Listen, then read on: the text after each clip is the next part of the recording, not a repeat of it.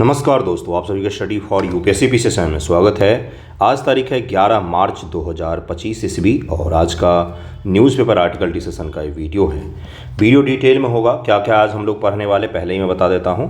आज हम लोग भारत और मॉरिशस के संबंधों को डिटेल में पढ़ने वाले हैं, क्योंकि भारत के प्रधानमंत्री जी की मॉरिशस के राष्ट्रीय दिवस पर उनकी यात्रा है। प्रधानमंत्री जी की कहाँ के लिए? मॉरिशस के लिए।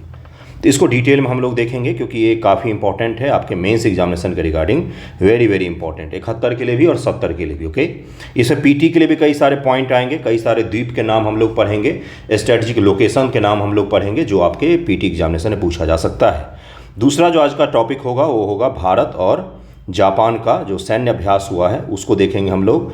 एक और टॉपिक है तीसरा, जो न्यायिक प्रणाली में सुप्रीम कोर्ट का कल कमेंट है। सुप्रीम कोर्ट ने कल कमेंट किया है कि न्यायिक प्रणाली में एआई का अत्यधिक उपयोग से चिंता बन रहा है। सुप्रीम कोर्ट के न्यायाधीश का शब्द ही है ये कि ये चिंता का विषय है कि हर चीज़ के लिए एआई का ही उपयोग न्यायिक प्रणाली में भी किया जाएगा। इसको भी हम लोग देखेंगे, उनके कंसर्न को भी हम लोग देखेंगे।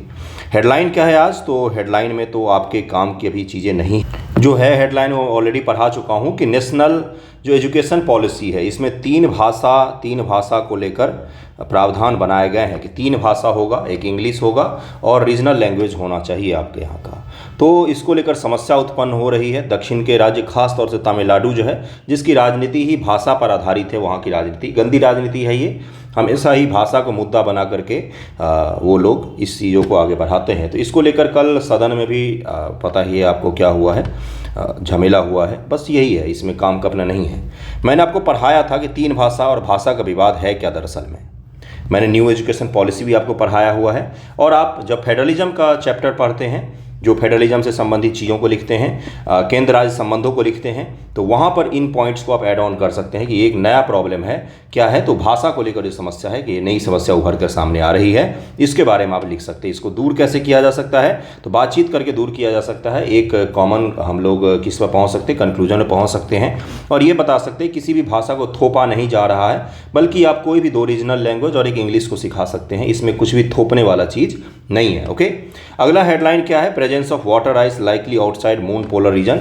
इसमें यह कहा गया है कि चंद्रयान 3 के डेटा के आधार पर, दरअसल में चंद्रयान 1 जो था, चंद्रयान 1, इसी ने सबसे पहले ये चीज़ प्रूव किया था कि चांद पर वाटर मौजूद है। किसके फॉर्मेट में है वो जल के फॉर्मेट में नहीं है, लिक्विड के फॉर्मेट में नहीं है और गैस के फॉर्मेट में नहीं है, बल्कि किस में है? तो ठोस अवस्था में है। ठोस होता है ना, एक ही चीज़ की 3 अवस्था हो सकती है। जल की खास तौर से है। कौन कौन सी है? तो भाई लिक्विड फॉर्मेट में भी होता है जल, और जो गैस फॉर्मेट में भी होता है जलवाष्प, और ठोस फॉर्मेट में बर्फ बोलते हैं, इसको आइस बोलते हैं।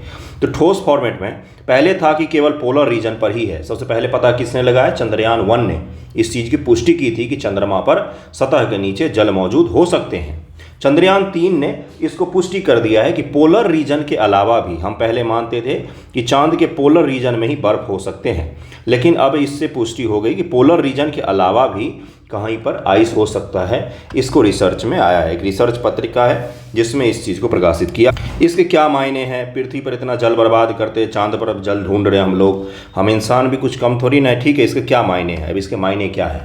आने वाले समय में, आज से 100 साल पहले कोई सोच सकता था कि आप रियल टाइम में दिल्ली में बैठे बैठे अपने घर पर फेस देख करके बात कर सकते हैं? नहीं सोच सकता था, तो बहुत दूर की चीज़ लगती थी। वैसे ही आने वाले समय में मानव जो है वो अंतर्ग्रहीय मिशन करेगा, यानी कि दूसरे ग्रहों पर अपने पैर रखने जा रहा है।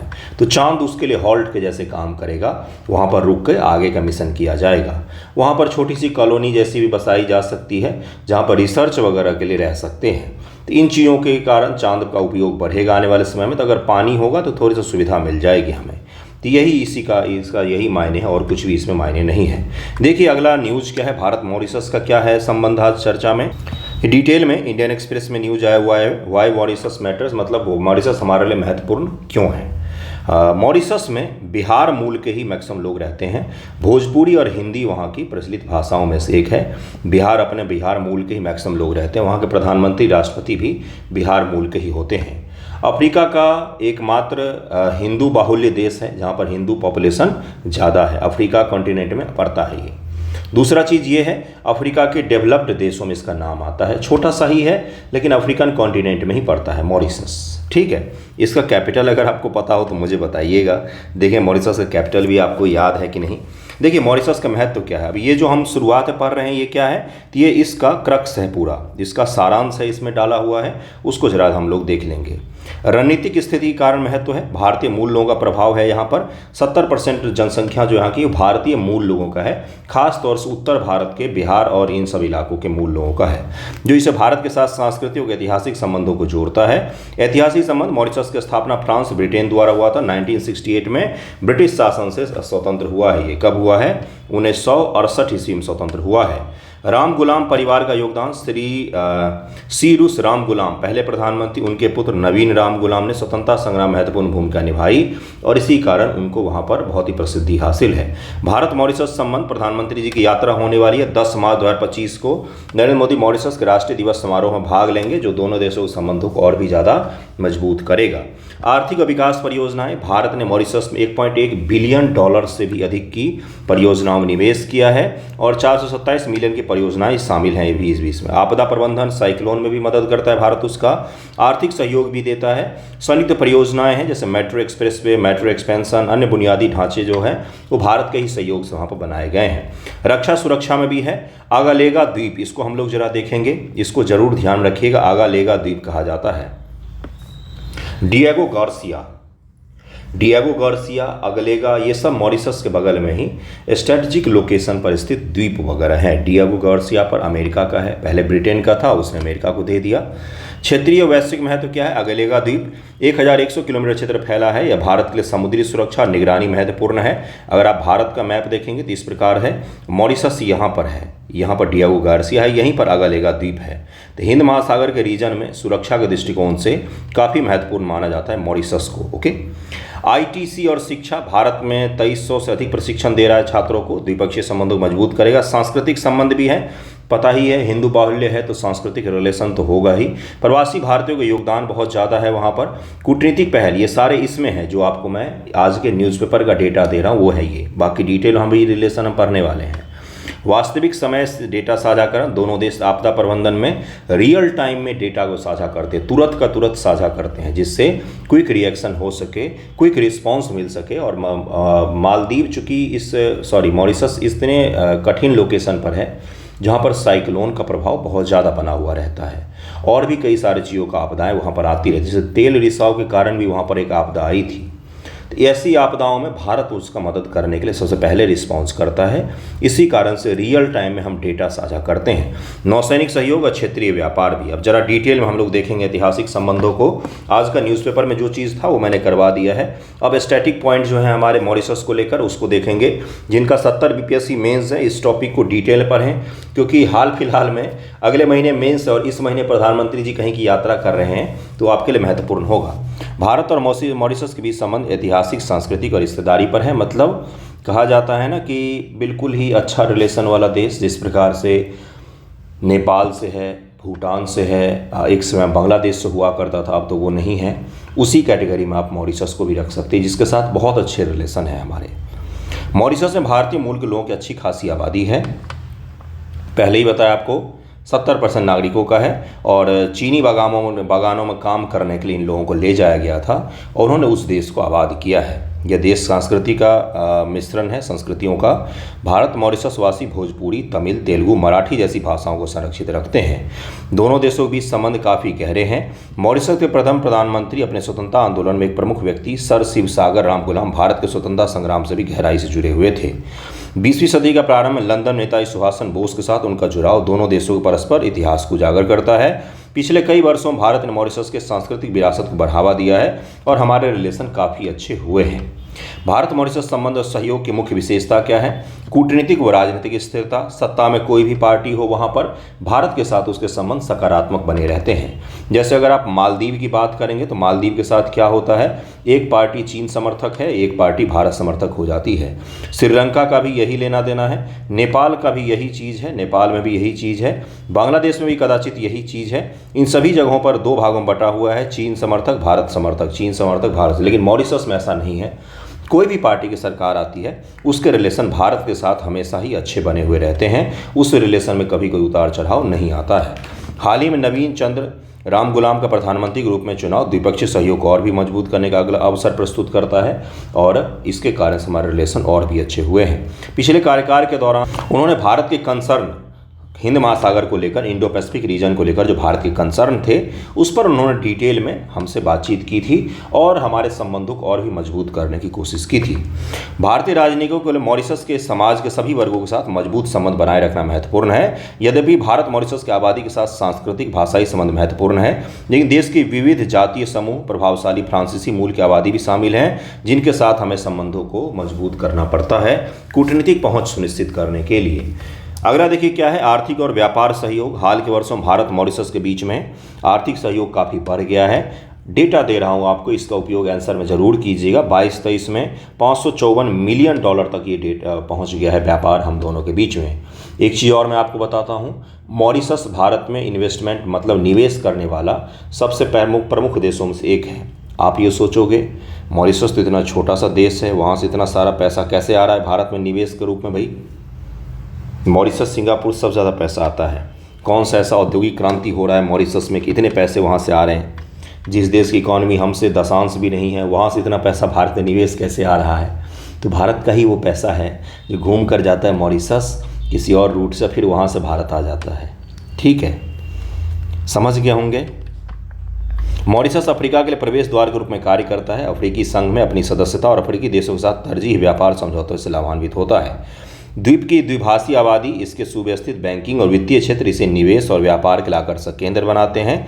दोहरा कराधान समझौता, ये हमने 2024 में ही साइन किया है कि कोई एक कंपनी है जो भारत में भी है मॉरिशस में भी है, तो उसको दोनों जगह पर टैक्स ना देना पड़े, इसी को अवॉइड करने के लिए डबल टैक्सेशन अवॉइडमेंट ट्रीटी साइन किया जाता है। दोहरा कराधान परिहार समझौता कहा जाता है, इसको DTAA कहा जाता है, डबल टैक्सेशन अवॉइडमेंट एग्रीमेंट कहा जाता है इसको। भारत मॉरिशस आर्थिक संबंध का सबसे महत्वपूर्ण पहलू DTA है, जिसमें मॉरिशस को भारत में विदेशी निवेश के लिए प्रमुख चैनल के रूप में स्थापित किया है और इसी कारण से मॉरिशस सबसे ज़्यादा निवेश आते हैं। दरअसल में बहुत बड़े स्तर पर अपने यहाँ के पॉलिटिशियन और अलग अलग लोगों के पास जो पैसा आता है ना, भर भर के करप्शन का पैसा, बिल्कुल सही सुन रहे हैं आप, उस पैसे को मॉरिशस रूट के थ्रू में व्हाइट मनी में बदल दिया जाता है निवेश के रूप में। कुछ समय पहले अडानी जी का जो विवाद था उसमें भी मॉरिशस का नाम आया था। ठीक है, इस समझौते ने मॉरिशस को एक प्रमुख अंतर्राष्ट्रीय वित्तीय केंद्र को उभारने में भी योगदान दिया है। बाकी चीज़ों आपको बता ही दिया मैंने। मॉरिशस में भारत की रणनीतिक पहल स्ट्रेटजिक रूप से हमारे लिए क्यों इंपॉर्टेंस है, ये सबसे ज़्यादा इंपॉर्टेंस है आपके लिए, इंपॉर्टेंट है आपके मेंस एग्जामिनेशन के रिगार्डिंग, यहाँ से सवाल पूछेगा। तटीय रडार स्टेशन, भारत ने विशाल विशिष्ट आर्थिक क्षेत्र EEZ गतिविधियों पर नजर रखने के लिए मॉरिशस में तटीय रडार स्टेशन का एक नेटवर्क स्थापित किया है।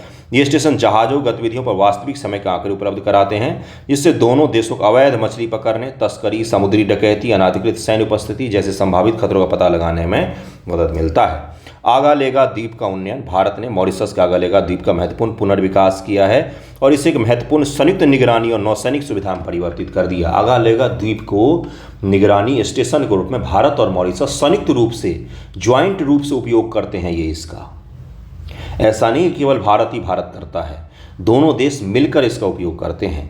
विस्तारित हवाई पट्टी सहित उन्नत बुनियादी ढांचे, टोही, समुद्री गश्त के लिए बड़े विमान संचालन की अनुमति मिलती है। इस कारण से भारत को स्ट्रेटेजिक रूप से हिंद महासागर में बढ़त हासिल हो जाता है। इस विकास से मॉरिशस की अपनी जल क्षेत्र की निगरानी करने की क्षमता बढ़ी है और भारत के क्षेत्रीय सुरक्षा उपस्थिति भी मजबूत हुई है। जो इंडो पैसिफिक का रीजन है, इसमें हमारी पकड़ को मजबूत किया है मॉरिशस के आगालेगा द्वीप ने। IFC और IORA के मध्य सूचना साझा करना, मतलब कि इंडियन ओशन रिमोट एसोसिएशन की बात हम लोग कर रहे हैं। मॉरिशस को गुड़गांव स्थित भारत के हिंद महासागर क्षेत्र के सूचना संलयन केंद्र, जिसको IFC IORA तक पहुंच प्रदान की गई है, जिसके कारण से रियल टाइम में डेटा का स्थानांतरण हो पाता है।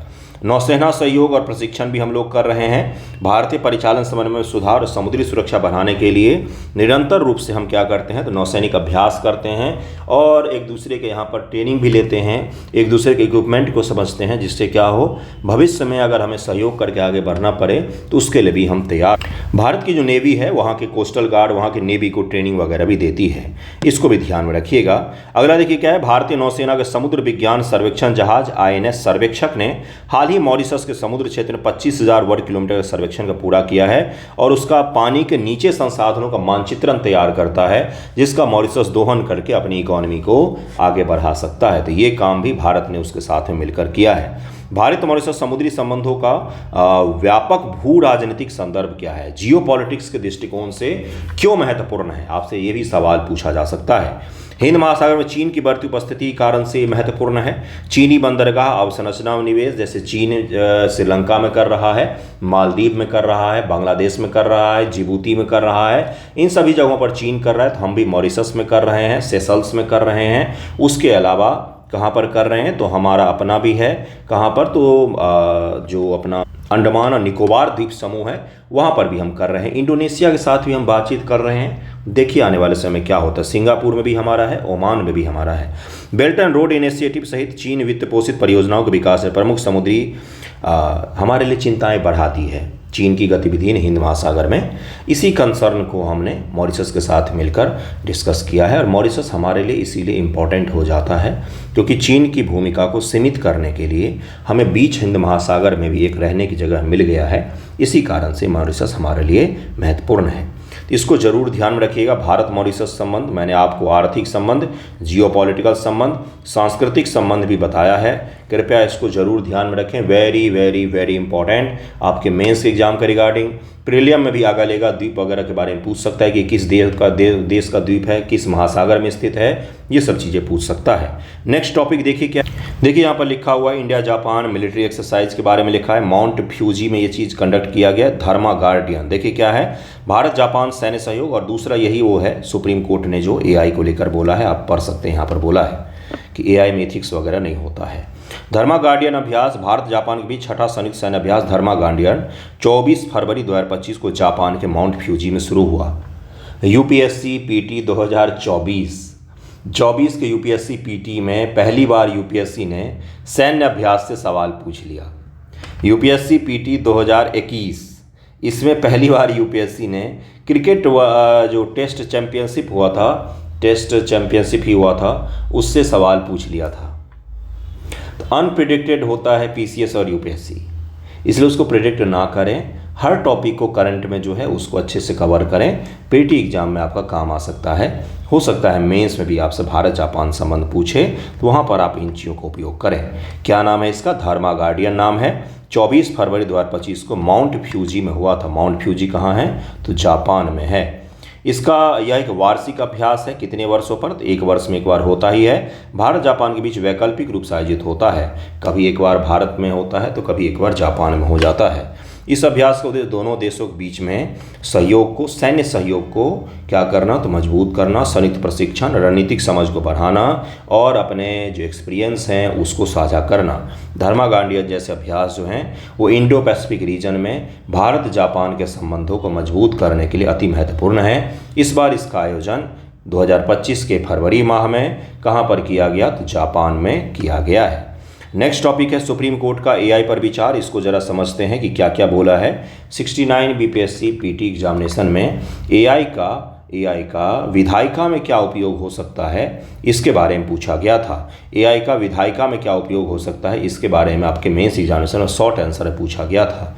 इसलिए इस प्रकार के सवाल आपके लिए इंपॉर्टेंट हो सकते हैं। इस प्रकार के टॉपिक, एआई का प्रभाव, सुप्रीम कोर्ट के जस्टिस गवई ने एआई की न्यायिक प्रणाली बढ़ते उपयोग पर चिंता जताई है। लेकिन आपको ये भी समझना पड़ेगा कि आजकल एआई का उपयोग सुप्रीम कोर्ट से लेकर हर जगह पर किया जाता है। कई जगहों पर तो इसको डिसीजन मेकिंग के बॉडी के रूप में भी लिखने के लिए दरअसल में उपयोग किया जा रहा है। लेकिन सुप्रीम कोर्ट के जो न्यायाधीश महोदय हैं उन्होंने बोला है कि आप सुप्रीम कोर्ट या कहीं पर भी कोर्ट में एआई को सहयोगी के रूप में काम लें, न कि जज के रूप में काम लेने लग जाएं। क्योंकि एआई के अंदर संवेदनशीलता नहीं होती, एथिक्स नहीं होता, वो केवल फैक्ट्स के आधार पर प्रैक्टिकल चीज़ों में ही विश्वास करता है। जबकि जजमेंट पास करते समय आपको, जो कोर्ट जजमेंट पास करता है उस समय आपको एथिक्स, उसके अलावा इमोशंस, इसका भी ध्यान रखना पड़ता है, जो एआई के पास में वर्तमान दौर में तो उपलब्ध नहीं है, आने वाले समय में वो भी उपलब्ध हो जाएगा।